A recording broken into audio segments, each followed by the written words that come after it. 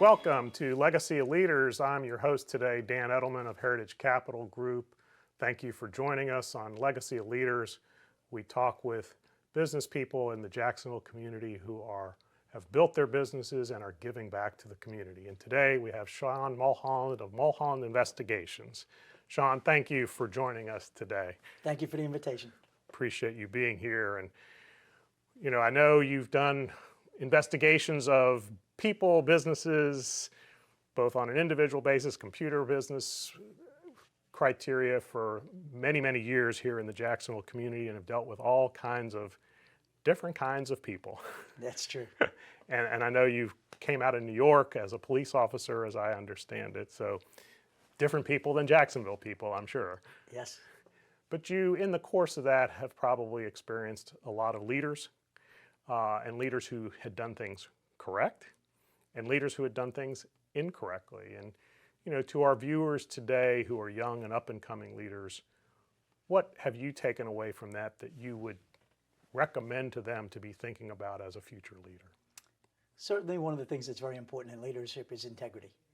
You have to be able to stand in Macy's window and not worry about what you've said or what you've done. So it's been very important, certainly in my investigative career, as you mentioned. There are people with high-level integrity and people who have questionable integrity. And certainly the people with questionable integrity usually comes back in an adverse kind of manner over a period of time. And I'm sure leaders have to remember in today's world, and again, I know in the 30 years that you've been doing this, the 40 years that I've been in the business community, identifying those integrity weaknesses has gotten easier, and people need to be more careful. Certainly. Obviously now, much more availability of records online. The online research has made the investigative industry very interesting, as has social media. People foolishly put things on social media that they certainly they regret putting on, but certainly has assisted the investigative industry significantly. So if you're talking to a 25, 35-year-old up-and-coming leader, do you recommend that they minimize what they put out on social media?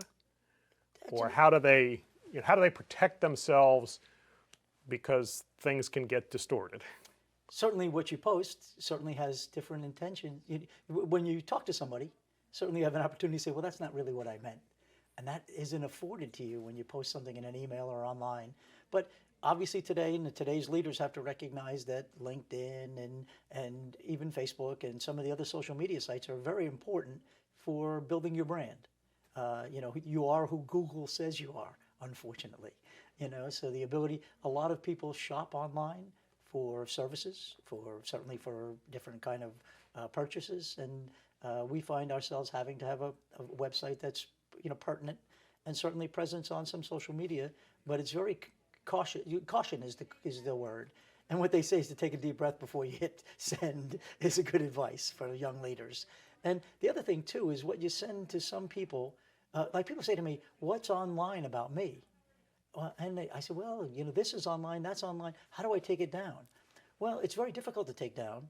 You could send Google and Facebook and these people, this is not a truthful statement about me, or this is fictitious. They may take it down, but who's it been shared with? It may have been shared 1,000 times. So the ability to know who shared it and where it's been is impossible.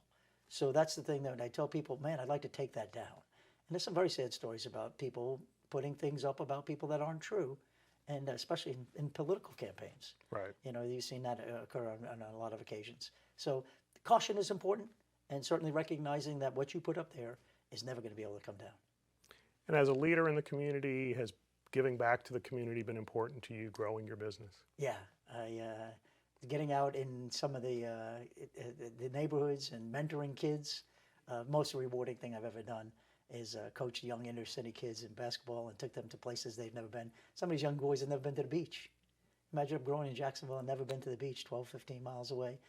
One of the funny stories is it took the boys to Orlando several times, and in Orlando they asked if that's the same St. John's River as the one in Jacksonville. Wow. So, and then even so, some fantastic experience. One of the boys working for his PhD, two of the boys have graduate degrees, and some of the boys have not done as well, so there's been a mix of things.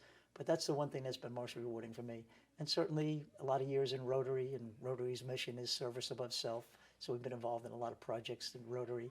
I own a building downtown, so we work very closely with the Downtown Investment Authority, and I love being downtown and looking forward to a lot of the development there. So it's any opportunity I get to get out and just talking with one of your colleagues in the lobby about communities and schools and some of the things that are very important. My big thing is to try and help young people get on the right path. And if you can catch them young, it's a whole lot easier than trying to catch them after the fact. Yep. And certainly some of these kids have made some bad choices, and trying to get them back on path is a whole lot more of a challenge. Well, thank you. And thank you, everybody, for joining us today for Legacy of Leaders.